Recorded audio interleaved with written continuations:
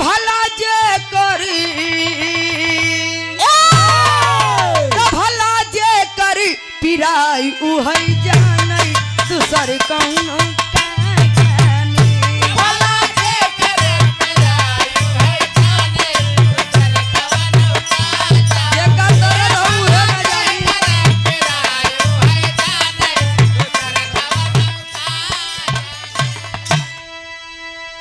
हमारे प्रयागराज में बड़ा ही फेमस सोहर है जोने सोहर के जनाब हैदर अली गुरुजी गावत रहलन।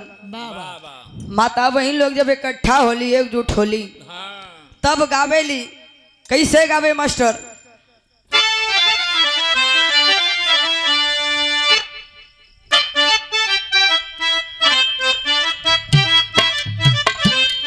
इहे गावे तो भला जे करी तो भला जे करी पिराई उहई जानै दूसर कौनो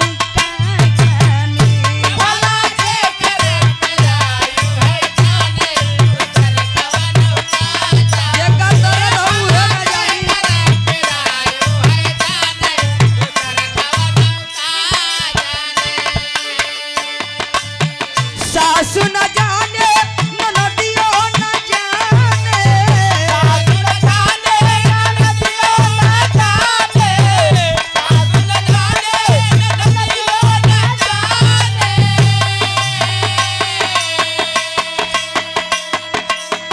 सासु न जाने ननदियो न जाने तजकर ऊपरा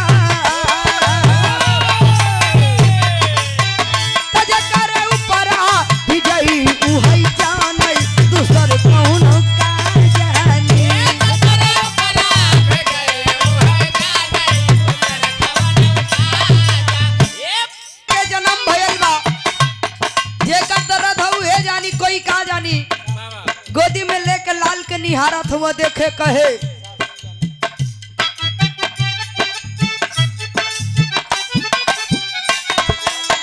सासु न जाने ननदियो न जाने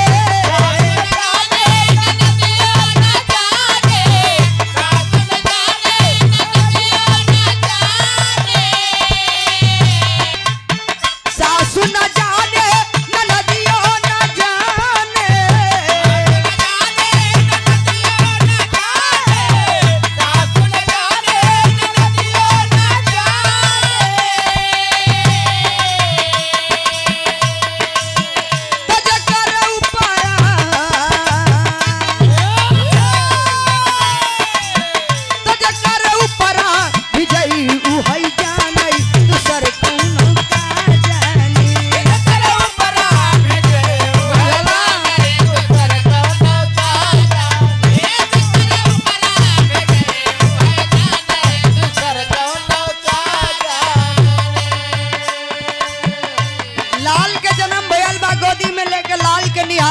कैसे ये हो ललना तोहर चितवन कैसे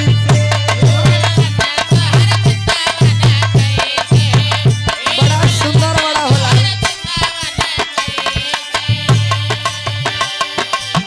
चितवन कैसे है चितवनी कैसे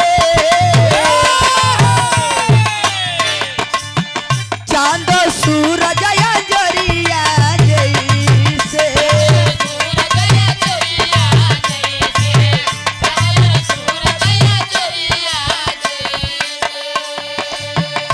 अड़ोस पड़ोस के माता बहन लल्ला के लेके गीत गौनई गा रहल बड़ी। लल्ला के माई कहाँ बड़ी हाय है तनी हेने आवा हो आवा तनी हेने आवा बोलावे कैसे केवल लाडो का दादा भर दिखाने न बाकी क्यों दिखात नहीं है। हाँ तू तो समय दिखाता है और क्यों दिखाई या न दिखाई।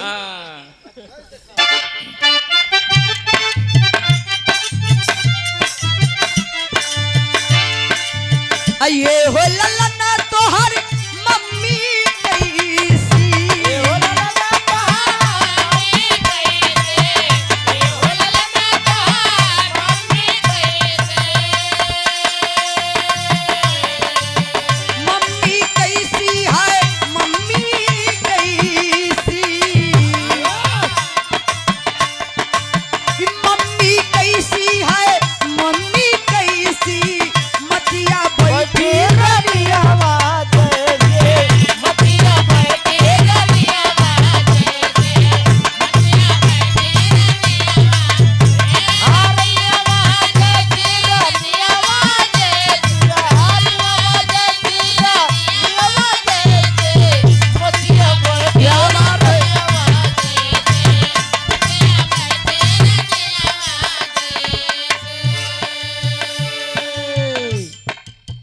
माई तो ऐसे लागत बड़ी जैसे अंगनाई में मचिया पे बैठे जैसे कोनो रानी बैठल होगी।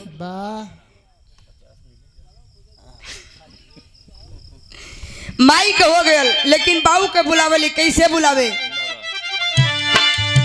ये हो ललना तोहर पापा कैसे, ये हो ललना तोहर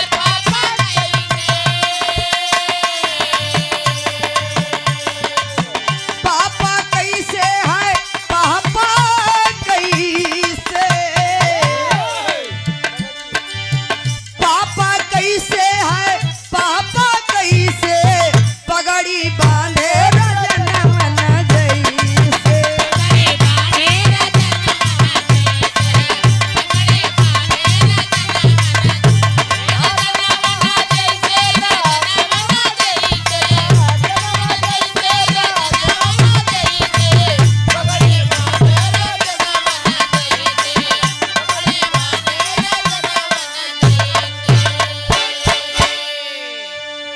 मम्मी पापा को हो गए, चाचा चाची नहीं देखा तो मैं कहाँ हुआ सब बुलावे ली तनी ए हाई बचवा के चाचा चाची के बुलाओ न रे, बुलावे ली कैसे?